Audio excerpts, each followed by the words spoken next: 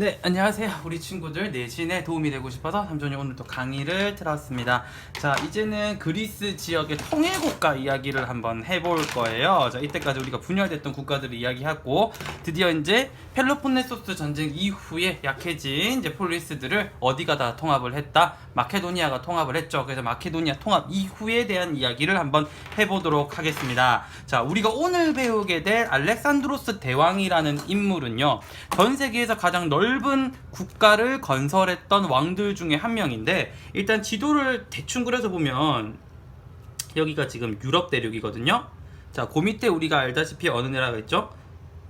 저 여기 이렇게 유럽 대륙이 이렇게 있고요. 그 밑에 아프리카가 이렇게 있고, 아프리카 옆에 중동을 거쳐서 그 옆에 어디 인도까지 이렇게 있습니다. 자, 이 알렉산드로스 대왕이 세운 마케도니아라는 국가는요, 아무래도 그리스 지역이니까 요쪽쯤에서 국가가 시작을 했어요. 그때 당시 아프리카 밑에 여기 이제 이집트라는, 여러분이 알고 있는 그 이집트라는 국가가 있고, 요 중동 지역 요 위쪽에 페르시아라는 굉장히 큰 나라가 있었어요. 그리고 여러분들 안다시피 인도 이쪽에 어디까지 인더스 강까지 이렇게 국가가 있었는데, 이 알렉산드로스 대왕의 마케도니아라는 나라는, 자, 유럽에서부터 시작을 해서요, 아프리카, 이집트, 그리고 페르시아 어느 영역까지, 인더스강 영역까지 진출을 했었기 때문에 단일 국가 사이즈를 봤을 때 절대 작은 국가가 아닙니다. 자, 그래서 이쪽까지 국가가 쭉 이렇게 퍼져나가게 되면서 우리가 교과서에서 어떤 이야기가 나오게 되냐면, 알렉산드로스 대왕의 그 마케도니아라는 국가는, 자, 유럽을 통해서 어디를 통과하고 아프리카를 통과하고 넓게는 인도 위까지 왔으니까 어디 아시아 대륙까지 이렇게 달려왔다라고 이야기를 해요. 그렇다 보니까 전 세계에서 가장 큰 나라 중에 하나인 어떤 제국을 건설했다? 제국을 건설한 왕이다 라는 평가를 받는 사람입니다. 자, 그런데 여기 방향을 보면요, 자, 요쪽이 우리가 마케도니아가 이쪽 끝에 있고 이쪽 끝에 있죠. 방위상으로 봤을 때 우리가 이쪽이 무슨 방향이죠? 서쪽이죠. 이쪽이 무슨 방향이죠? 그렇죠, 동쪽이죠. 이 알렉산드로스 대왕이라는 사람은 서쪽에서 동쪽 끝까지 이렇게 달려왔기 때문에 알렉산드로스 대왕이 이 원정을 두고 우리가 뭐라고 부른다? 동방원정이라는 말을 씁니다. 동쪽으로 달려왔다라는 뜻이 되겠죠. 그리고 이 왕은 동방원정을 실시하면서 자기가 정복했던 지역에 그 자기 나라의 문화를 심어 놓을 수 있는 도시들을 건설하는데, 그 도시들을 우리가 알렉산드리아라고 이야기를 해요.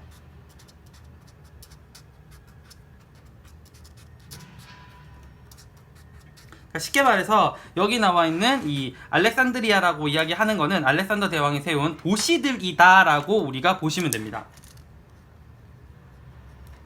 자, 근데 여기서 끝이 아닙니다. 이 왕이 워낙에나 넓은 뭐를 건설해 놓다 보니까, 대제국을 건설해 놓다 보니까 이 나라에 여러 가지 뭐가 들어오게 된다? 문화들이 많이 들어오게 돼요.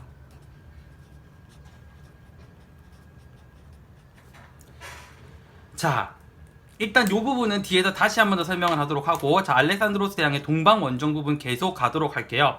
자, 여러분 교과서에 보면은 어떤 이야기가 나오냐면요, 알렉산드로스 대왕이 동방 원정을 하면서 동방 군주제를 계승했다 내지는 동방군주정을 계승했다라는 말이 나오는데, 여러분들 이 말이 나오면요, 여기서 나와 있는 동방이라는 표현이 알렉산드로스 대왕에서 동쪽으로 갔을 때 가장 융성했던 국가 중에 하나였던 페르시아를 이야기한다고 생각하시면 돼요. 페르시아 문화를 수용하게 되는데, 알렉산드로스 대왕의 가장 큰 특징은 뭐냐면, 자기가 전쟁을 해서 차지했던 그 지역들 있잖아요. 거기를 절대 강압적으로 통치를 하지 않아요. 걔네들을 그대로 유지시켜주는 관용 정책을 실시하는데, 이 관용 정책을 실시하면서 동쪽에 있는 문화들과 마케도니아 본국이 있던 유럽의 서쪽의 문화들이 합쳐지게 돼서 동서융합이라는 단어들을 굉장히 자주 알렉산드로스 대왕 때 써주게 됩니다. 어느 정도로 관용 정책을 펼쳐주냐면요. 적국이었잖아요. 전쟁을 했는데. 근데 적국의 사람들을 관리로 등용을 해서 페르시아인 관리 등용이 이야기가 나와요.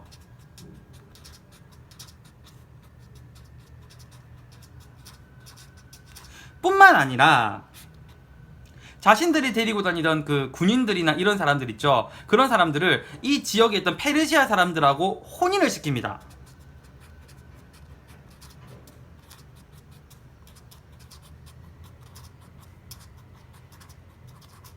결혼만큼 문화가 섞이는데 좋은 방법이 없죠. 대신에 얘네들 생활 부분이나 뭐 이런 것들은 다 편의를 봐주고 다 인정을 해주는 대신에 딱 하나 알렉산드로스 대왕이 거는 거는 바로 뭐냐면 공용어로 꼭 뭐는 사용했으면 좋겠다. 그리스어를 꼭 공용어로 사용을 해야 된다라는 전제 조건은 걸어요. 그래서 언어를 그리스어를 쓰다 보니까 자연적으로 이쪽에 있던 그리스 문화가 전파가 되는 거죠. 이게 페르시아 지역까지 알렉산드로스 대왕이 영토 확장을 하면서 일어났던 현상이고요. 요 뒤에 걸 보게 되면은 자, 이 페르시아 지나서 어느 강 유역까지 간다고 돼 있죠? 인도 위에 인더스 문명까지 간다고 돼 있다. 그죠? 자, 그래서 여기에 인도 지역에 알렉산드로스 대왕 때 그리스 문화인 헬레니즘 문화가 접촉이 되면서 웬만하면 여러분들 그냥 헬레니즘 문화는 그냥 그리스 거구나 라고 그냥 그 느낌적 느낌으로만 아시는 게 낫고요. 헬레니즘 문화를 조금 깊숙이 들어가게 되면은 원래 알렉산드로스 대왕의 문화인 그리스 문화에 페르시아 같은 지역의 동방 문화가 융합이 된 걸 엄연하게 헬레니즘 문화라고 얘기를 합니다. 그래서 이 동방 문화, 그리스 문화, 인도 문화가 이렇게 섞여서 짬뽕이 되면서 이 지역에서 우리가 인도 문화, 인도사에서 배웠던 자, 무슨 미술 양식이 등장하게 되더라? 이 지역에서 간다라 미술 양식이 등장하게 됩니다.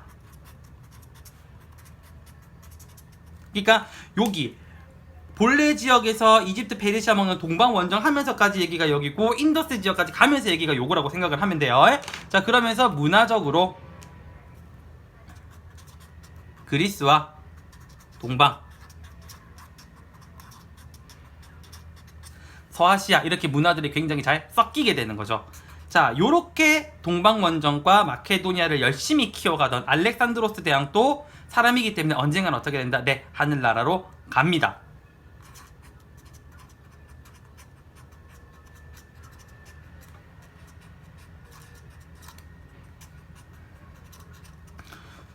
국가가 총 몇 개로 쪼개지게 되냐면 3개로 쪼개지게 돼요. 뭐 마케도니아, 그 다음에 이집트, 시리아 이렇게 3개로 분열됐다가 이 이후에 우리가 뒤에 배우게 될 로마에 의해 멸망이 이루어진다. 이게 마케도니아의 큰 이야기 흐름이에요. 그러니까 요 이야기 흐름들을 여러분들이 잘 따라가주면 참 좋을 것 같습니다. 자, 근데 이제 여기서 조금 중요한 부분이 뭐냐면 요 지역이 대제국이다 보니까 문화 수용이 굉장히 많다고 얘기했잖아요. 자, 조금만 조절할게요.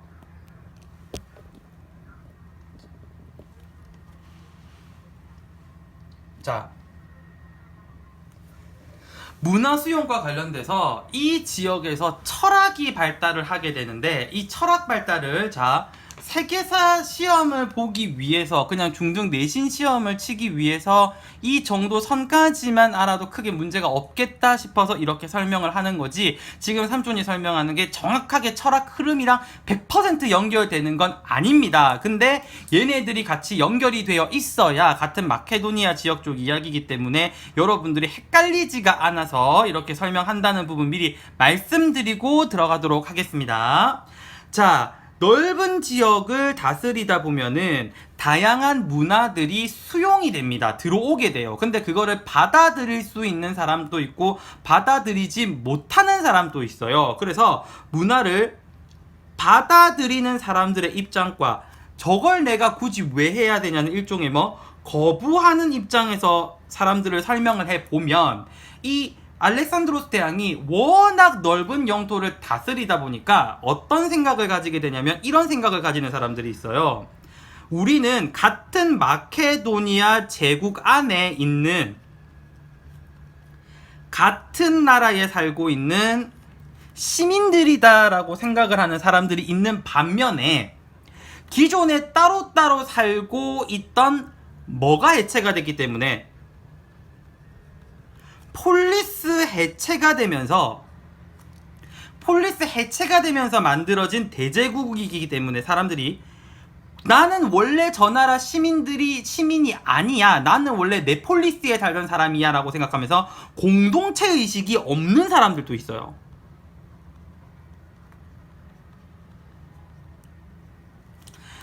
마케도니아를 같은 제국 아래 같은 시민이라고 생각하는 사람들은 알렉산드로스 대왕이 받아오는 사람들에 대해서 거부감이 없을 것이지만 내가 살던 폴리스가 깨지면서 저 나라에 억지로 들어갔다고 생각하는 사람들은 이 마케도니아에서 막 다른 나라들이 합쳐지고 다른 나라 문화들이 들어오는 분위기를 받아들일 이유는 없어요. 그냥 내가 원래 살던 내 모습에 뭐를 중시하게 된다? 내 개인을 중시하게 됩니다. 그러면서 이 마케도니아에는 크게 두 가지 사상이 생기게 되는데 하나는 뭐냐면 우리는 같은 세계에 살고 있는 같은 시민이라는 뜻에서 세계 시민주의라는 게 생기게 되고요. 또 하나는 뭐냐면 나는 굳이 이 나라에서 그냥 크게 의미가 없어. 나는 내 개인이 더 중요해 라고 이야기하는 개인주의가 등장하게 됩니다. 자, 이 두 가지 사람들이 어떤 생각으로 살아가는지를 한번 쭉 살펴봤더니 위에 있던 세계 시민주의의 사람들은 우리 같이 잘 살면 다 좋지. 하지만 나 혼자 좋다고 막 살면 다른 사람들한테 피해를 줄 수가 있어. 피해를 주지 말자.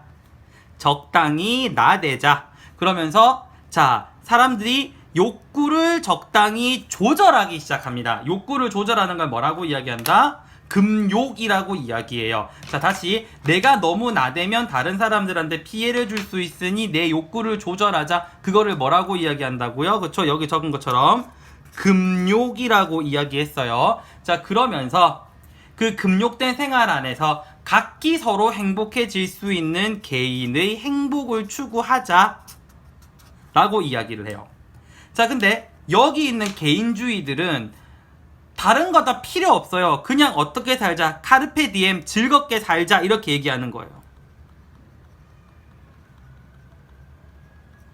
그래서 일단 내가 즐거운 게 너무 중요하기 때문에 여기는 나를 조절하면서 다 같은 한 명 한 명 개인의 행복을 추구하자는 반면 여기는 나의 즐거움이 크기 때문에 이 사람들은 내가 갖고 있는 행복, 정신적 즐거움과 나의 극대화의 즐거움인 쾌락을 중시하게 돼요. 그렇게 되면서 위쪽에 있는 사람들, 금욕과 개개인의 행복을 중시하는 스토아 학파가 등장하게 되고요. 여기에 내 개인이 스스로의 즐거움과 쾌락을 중시하는 에피크로스 학파가 등장하게 됩니다.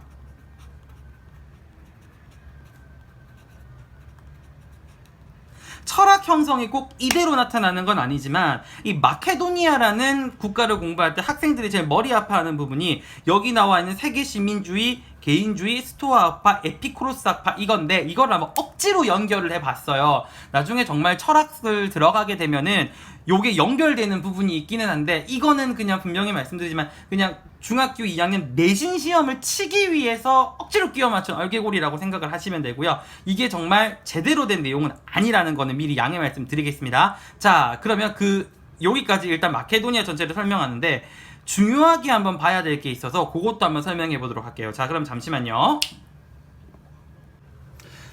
자, 밑에 한번 보시죠. 여기 아케메네스 왕조 페르시아, 사산 왕조 페르시아, 마케도니아 세 개의 지도가 있습니다.